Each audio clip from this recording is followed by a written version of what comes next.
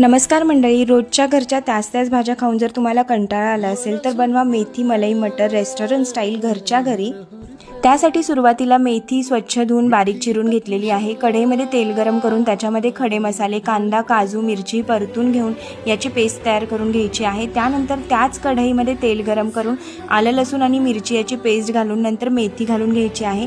मेथी थोडा वेळ परतून झाल्यानंतर आपण याच्यामध्ये हिरवे मटार घालून घेणार आहोत। हे थोडा वेळ वाफवून घेतल्यानंतर त्याच्यामध्ये धना पावडर, गरम मसाला, चवीनुसार मीठ घालून घ्यायचं आहे। त्यानंतर आपण जी तयार केलेली पेस्ट आहे ती याच्यामध्ये घालून घ्यायची आहे।